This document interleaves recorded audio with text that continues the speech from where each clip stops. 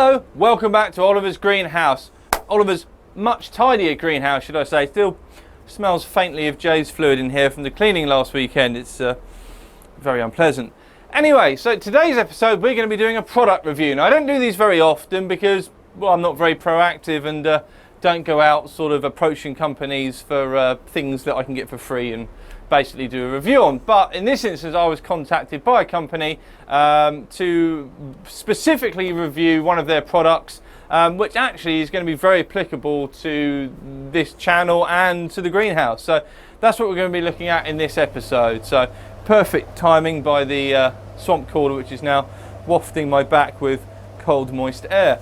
Okay, so what I'll do is I'll go and grab the particular item. We'll have a little bit of a chat about what it is exactly that I'm going to be showing you guys today. Okay, so about 2 weeks ago I was contacted by a man called Andre, fantastic name, from a company called Gemma LED. They're a European grow light manufacturer located in sunny Sweden. Well, half of the year sunny Sweden, the rest of the time it's in eternal darkness, I think. Now, Sweden is famous, as some of you will probably already know, for exports such as Volvo, great cars, IKEA, cheap furniture, Koenigsegg, very expensive, super fast cars, and other exports such as amazing bands such as Entombed, At the Gates, Amon Amarth, Bloodbath, and of course my personal favourite, Meshuggah. But all of that aside, the company manufactures a range of LED grow lights, ranging from sort of 18-watt individual light bulbs all the way up to sort of like replacement LED light tubes, a bit like the light bar I've got up here as well. And they go right the way up to 800-watt COB LED light units. And I've been sent a 50-watt COB LED light unit to review basically and have a look at, and it's going to be installed. I don't actually know, we'll probably find out by the end of this video, we'll find out where I've thought of installing it, because I thought it'd be quite interesting to see just how good it is at growing something. So what I want is somewhere where there is perpetual darkness, like the cupboard under the stairs, and we're going to put a plant in there and try growing it using nothing but sort of 12 hours or 18 hours of this light going on to see just how good it is. So we, you know, over that time we should see pigment change, you know, vitality, rate of growth, you know. So I think it'll be quite an interesting experiment. I love doing stuff like this anyway, so it's going to be brilliant. So it's here in this box, all wrapped up. So let's unpack it and have a look at the unit, I suppose. Right, we've got the box in front of us just here. I've sort of like mounted or straddled the tripod which the cameras are fixed to, so if there's sort of like knocks and blurs and stuff like that, I apologise, but this is kind of tricky to do with three, you know, a trifecta of legs between my groin. It's not very easy anyway. So anyway, enough of that. We're going to sort of open this up, and I've removed my address to stop anyone from stalking me, sending me unpleasant things in the post like dog turds and stuff like that. So inside, let's have a little look at what we've got. So I've got one power cable, European power cable like this. It's got the classic, was it the C30, you know, the electric power supply for a computer. I've got a European one of these anyway, quite a long one as well, so we can use that. I'm assuming if you were to order this from the company, then you would indeed get a UK one, or depending on your geographical location. What's that? Oh, right, suspension chains. So these are the little, these will have little hooks on it, and it's held together by a little carabiner here, giving you approximately, I don't know, what is that, 30 centimeters of cable, and it's got those little clips on it there as well, so you can sort of hang it up, pop those behind me where I don't lose them. And then this is going to be the tricky bit, because it's wrapped in polystyrene, so I think the best thing to do is just not damaging any plants. I'm going to take it out of shot. That's just surprisingly difficult to get out of the box. It's very firmly packed. Chuck the box on the floor. Let's have a look at what we've got. Well, straight away I can see a lens there, or the LED. Let's open that up. There we go. Right. So what have we got here? It is square. Very square. This is the back of the unit here, and it's got a massive LED. This is a COB LED, so it's like chip on board, so it's like literally rather than being individually wired LEDs, it's got loads of little LEDs which are all wired into the same board, so they're all sort of like energized at the same sort of time. And it's got these sort of vents cut into the outside, and I can see there's like a fan in the back there and stuff. So I have taken the time to get the measurements off the old Tinternet. The unit, it's 162 millimeters square. That's square, and this bit here measures 80 millimeter. And I did also find out that the actual the LEDs amount to approximately 40 millimeters square. So those are a few pointers on the actual dimensions of this thing. What else did I find out that was interested? Now, it's got 100 individual LEDs set behind this sort of fisheye lens. So if we look really carefully, hopefully, you can see that on the screen. See those tiny little squares in there? Now they're each individually colour emitting LEDs, which are on that board, sort of like mounted in the gold stuff. So they all sort of light up together with the idea of it being sort of like targeting like most of those spectrums that are associated with growth, such as the blue part of the wavelength of the visible wavelengths of the spectrum, and also red, depending on which chloroplasts are being stimulated by it. And having a look on the other side of it, it's suspended by these brass lugs. There's one in each corner here, which sort of allow it to be hung like this. A kind of a cool feature about this light unit is it's got a power socket on this side, so this is where the computer power lead plugs in here. But it's also got this like universal plug attachment on here. So I'm looking at it, that'll take the European plug which came with it. So if I take the European plug, which I've got behind me here, I'm pretty sure that'll plug into there. It does. So that plugs in there. And then so you'd have a power lead coming in, and you can also link them together like a daisy chain. So if you had more of them, you could like bolt them together like this to make one big enormous light, and then run it together like that. So you can sort of daisy chain them, which is a pretty cool feature really. Like I said before, it's a standard C13, so most people's computers, if you look at the back, are powered by a plug like this. Also kettles and stuff like that as well. Another quick reference to sort of some of the specifics of it. It weighs 1 kilo, so it's quite weighty. It doesn't feel cheap. It feels pretty solid, nicely built sort of thing. And I noticed there are these bolts here on that side, and on this side there are some as well. But then I was looking on here, on this section of the actual bodywork. Hopefully you can see that. See where my finger is here? That it's like threaded, so I'm assuming that's where you would mount another one of these onto the side. So you'd sort of like screw them together so they functioned as one unit. Yeah, so first impressions, very good, very well built anyway. So coming back to the unit, I did have to take a moment, just have a really, really close look at it. And inside that fisheye lens, if I zoom in, we may be able to see, there's sort of, you can see the different colours of the actual chips inside just there. This is quite interesting. I thought, I wonder what it's going to be like when we turn it on. And then in the back, whilst you're zoomed, if I turn it over, in here we've got this like a computer cooling fan in there. And then you see the silver grille sort of behind the fan in there. If I turn it on its side, see that silver thing in there? I'm assuming it's aluminium, and that's a heat sink. So what that does is that draws, the chip here is also attached to this large flange of aluminium, and that's a heat shrink, so a heat sink. So it absorbs the heat being created by the energy of running this, dissipates it in the back, and then that fan obviously sucks it away from the heat sink and blows it out the back. So now what I mean by printed or chip on board is these little squares. Those are the LEDs in there, and they're sort of cast into this weird sort of like what's the word, like electrical transmitting resin basically. So there's no soldering as far as I'm aware, which is different to say my other light unit, which is, if I zoom out, we've already got one LED grow light. It's only a cheap one, but I use it to give supplementary lighting to the Nepenthes, and that's up here. And what that's different. So if we look underneath, hopefully if I zoom in, you're going to be able to see this. Try and do this with not enough hands. You see underneath there, just barely with the backlighting. So this has got individual LEDs, which are all sort of like wired in series. So as they light up, each LED is emitting a different light at a specific wavelength, basically.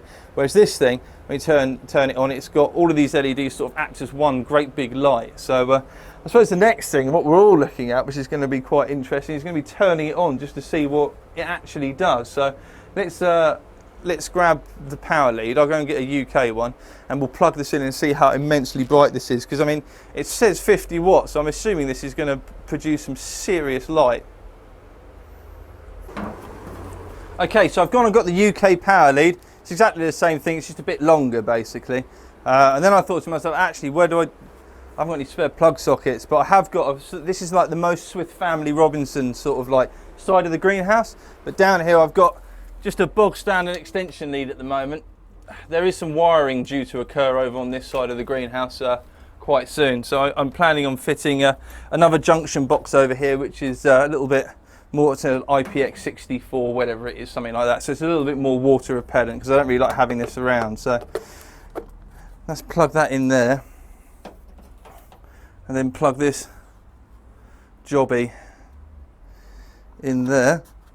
Okay, so straight away, the first thing that happened is the on-off button's lit up. So I'm not going to be stupid enough to point this thing directly at my face because it'll absolutely fry me, I think. I think it's going to be quite bright. So, all right, okay. Bearing in mind it's daylight in here, that's pretty bright. Ah, so bright. It's also very pretty. So by sort of burning my own retina out of my head, I can sort of look at the fisheye lens at a diagonal angle. I'll try and get this on camera, and I can see each one of the individual LEDs lighting up a different colour. So I can see a red, a green, a blue, and then there's sort of like a white light in the middle. What I'll do is I'll bring the camera over, or I'll bring this to the camera, should I say, and we'll see if we can see some of those colours. Okay, so I'm actually just trialling out, before I recorded it, I sort of hang the item up as well. And what I've done is I've run the electrical cord lead up and back through the carabiner. So, because what I was finding is when it was hanging up by the suspension hooks, the weight of this was pulling it down on one side, so it was sort of like deflecting the beam slightly. But if you run that up through the carabiner like that, when it hangs, this stays nice and level. So it is running at the moment. What I thought I'd do is bring it over and we can have a look. Oh, I just blind myself. We could have a look at the, you're going to definitely want some like sunglasses when operating or moving this thing around. But if I hold it up to the camera, hopefully you can see those individual LEDs lighting up.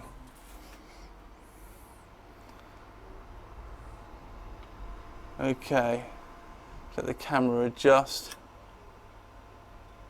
There we go. You see them in there? If I zoom in a little bit, we might be able to see them a little bit better. I must remember to zoom out, I always forget. There we go. See them in there? All lighting up, and I guess it aims to sort of produce like near to sort of like sunlight levels, but picking up particular grow wavelengths, so those blue and red areas of the visible spectrum.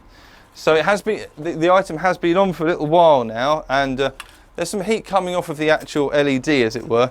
It's quite warm in the greenhouse, I'm sweating, it's 25 degrees in here. But the heat, the air being emitted or being blown out of the back of it feels quite cool. And like I said, that PC fan is running now. It runs sort of as soon as you turn it on, but I thought I'd show you, using the lavalier mic, how noisy it is, because I don't think it's particularly noisy. So if I hold the mic against it, you'll get an idea, you'll probably be able to hear it. That's not very loud at all. If I hold it at arm's length like this, it's sort of barely perceptible, so I can't hear it anyway, really. So it's quite quiet when running. So what I thought I'd do is hang it up whilst you guys are here. These clips here, sort of where they pass through the brass, they get stuck every now and again, so they need sort of like fiddling around to get them into the best position like that. So if I hang this up on the ceiling, because up here I've got a spare, over the Nepenthes, I've got a spare attachment point just here. So I use both hands quickly like that. Well, that just clips on there like that. And then there is the Gemma LED 50 watt light hung up, and it's currently illuminating the Nepenthes.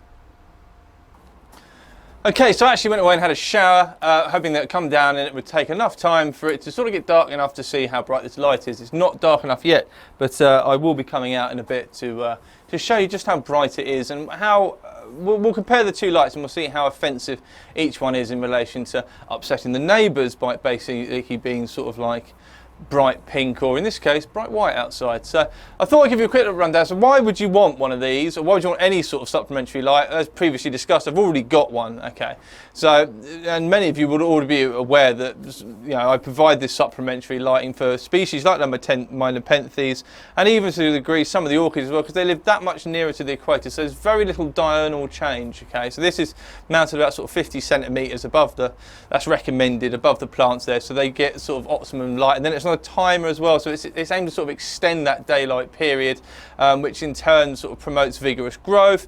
It's a lot more like how they would experience a day and night change where they grow nearer the equator. So it's more like their native habitat, ergo they tend to grow a lot better. So we as humans see light in the visible spectrum. Sort of, remember the Roy of York gave battle in vain: red, orange, yellow, green, blue, indigo, violet. Those are the sort of the visible wavelengths that we see stuff in. Okay, the plants use light in the visible wavelengths as well, those which are present wavelengths and lower wavelengths, to mainly the higher and lower wavelengths of this visible spectrum, to fuel the processes associated with photosynthesis or photophosphorylation.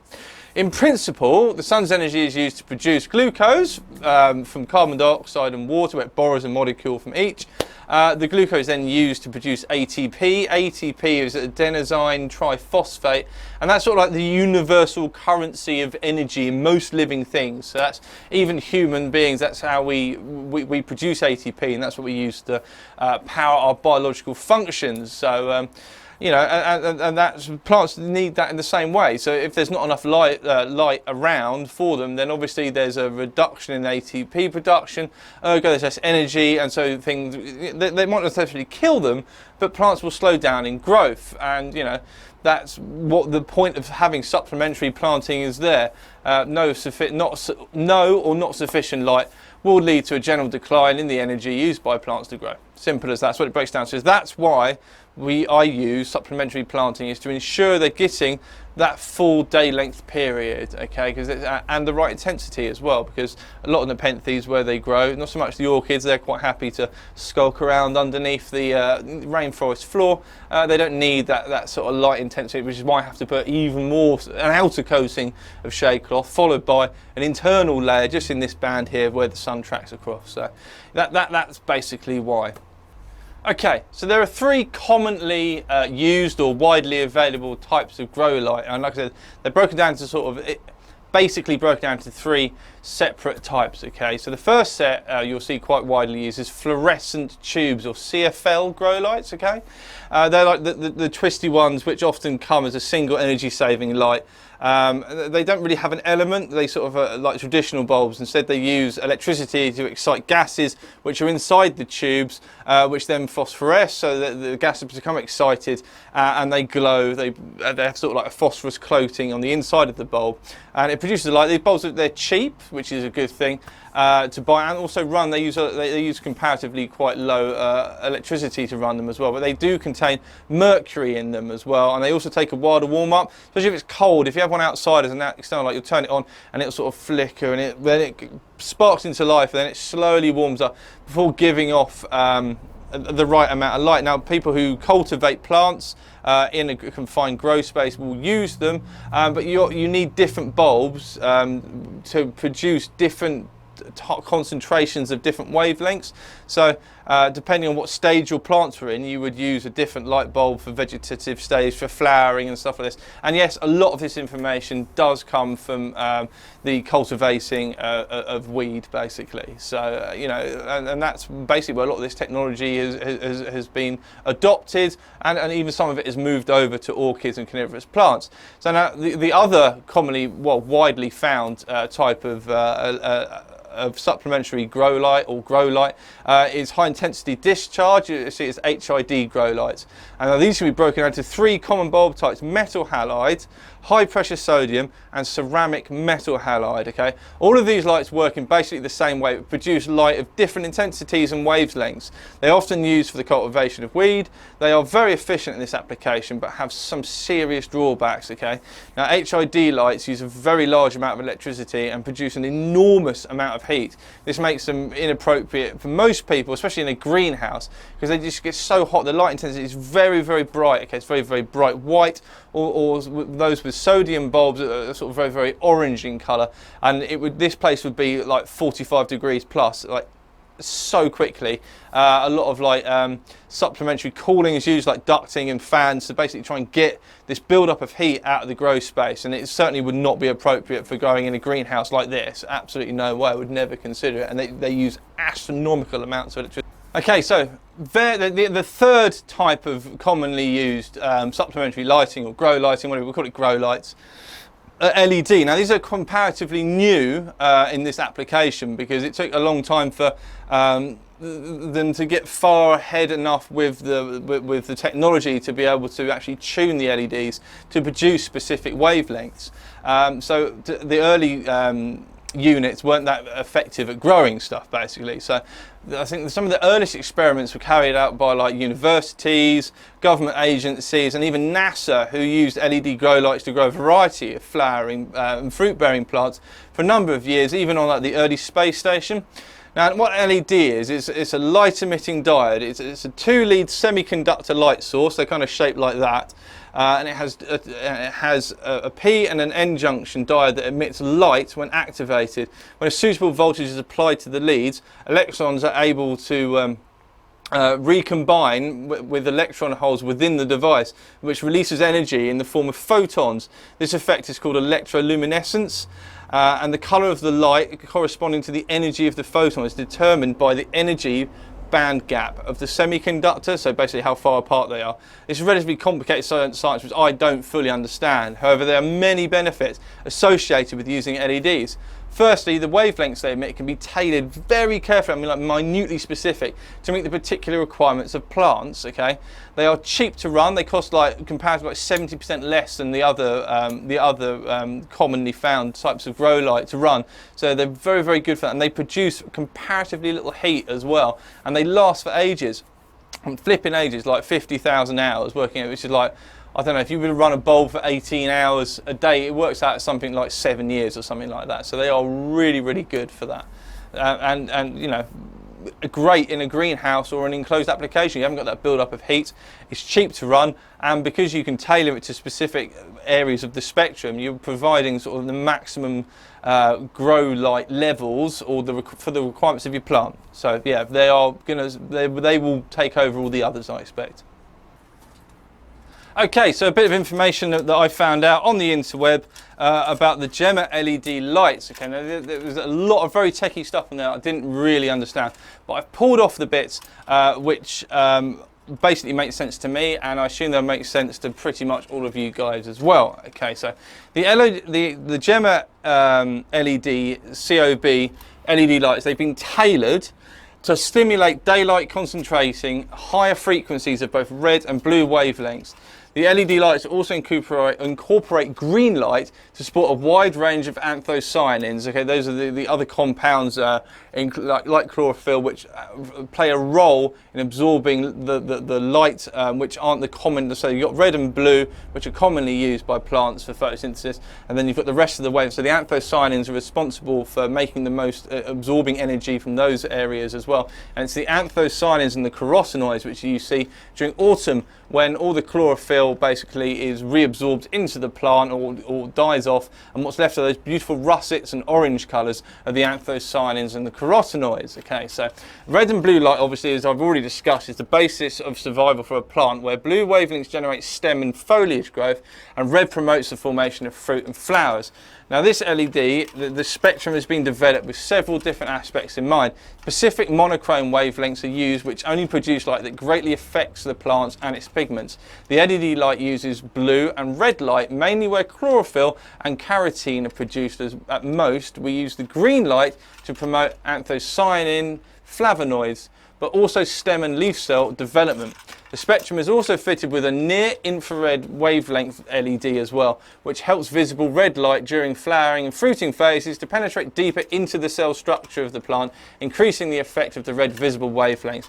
All in all, a wholesome spectrum for growing with wavelengths combining in a naturally distributed ratio, not only providing the plant with all the light it craves, but it's also a great experience to work with is the selection of wavelengths and ratios used in this LED produce a pure white light that brings out and highlights all the colours of the plant in an attractive way, which is very, very different to this light bar up here, because it makes everything horribly pink, which completely drops all the colour out of everything. So it makes them the penthes really weird. They're not green, they're this sort of like weird like grey colour. It's really unusual. In fact, I've heard you're supposed to wear like special glasses, like sunglasses, when you go into like a room where lots of these are running, because it can really affect your eyes. And another great thing about this as well, according to the website, is that despite the total energy consumption being 50 watts per module, it's been manufactured so that the circuit on board, the way the LED has been manufactured with a total of 100 watts of LED chips. So they've lowered the current of the circuit board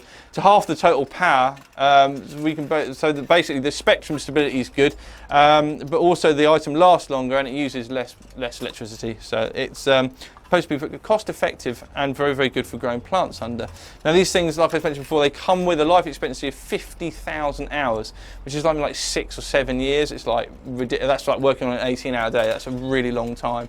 They're 5,000 lux per model. Lux don't really mean anything to me. It's just very bright. It hurts my eyes when I look at it. And they come with a 2-year warranty as well.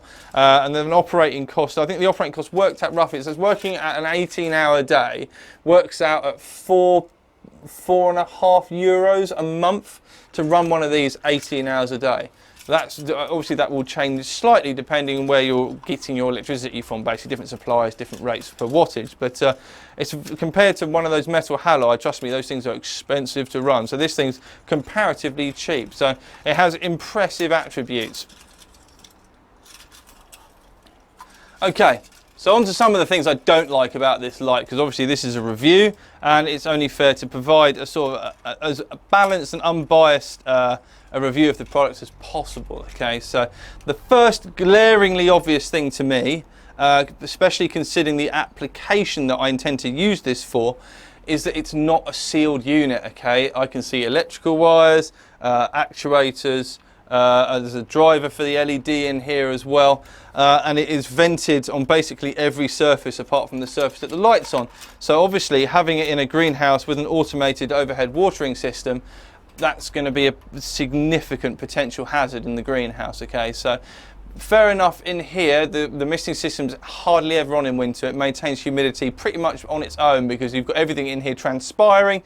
There's some water trays out and about, the fans are moving it around, but obviously the greenhouse is on lockdown. I've got all the tri-laminate bubble wrap up as well, so the misting system literally never comes on. In fact, I actually turn it off because it just doesn't need to be on.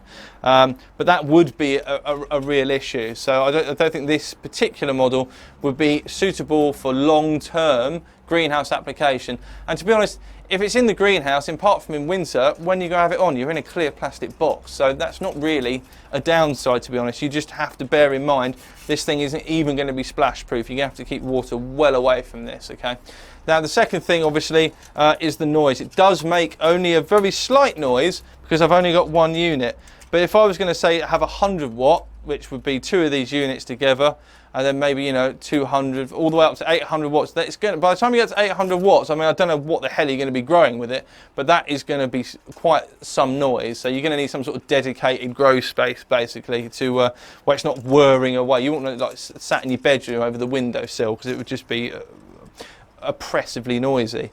Although that said, this single unit makes hardly any noise at all. So further research did tell me that they are developing a waterproof version of this. Okay, so it'll be a sealed unit and it sort of dissipates that heat through like a gel. There's like a heat conductive gel inside the unit, so that'll be like IPX65 or 64, whatever it is, waterproof. So that would be really, I'd be very keen to get my hands on one of those when they're out, because that would be brilliant in here, because you could have it in here, you could mount it on the ceiling permanently and run your wires down to where your power source was, and then have it on a time, and you wouldn't ever have to worry about it, because if it had some water land on it, it wouldn't make any difference. So yeah, I think, to be honest, it's going to be a pretty good piece of kit. This would be ideal if you were growing in like a cupboard space or somewhere like that, if you were growing in the house. And it's going to be great for in here, especially over the nepenthes for winter. So yeah, I'll wait for it to get a little bit darker and we'll come out and have a look. Okay, so I forgot to mention as well, if you fancy getting your hands on one of these, okay, I'll put a link to the website in the video description down below.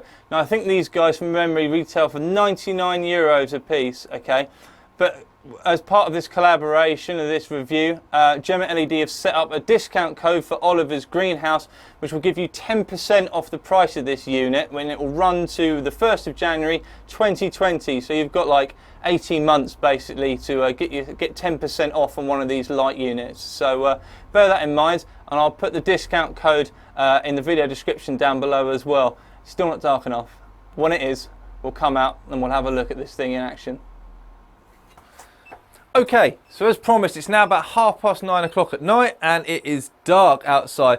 This has been going on, I accidentally left this on, so it's been on the whole time. I've been away for about sort of 3.5 hours, and this is still going. Hardly any heat coming off of it, certainly at the top of it, so that's a good thing. One thing I did notice about it, now that it's properly dark here, because it's got this fantastic fisheye lens, it creates a very wide area of illumination.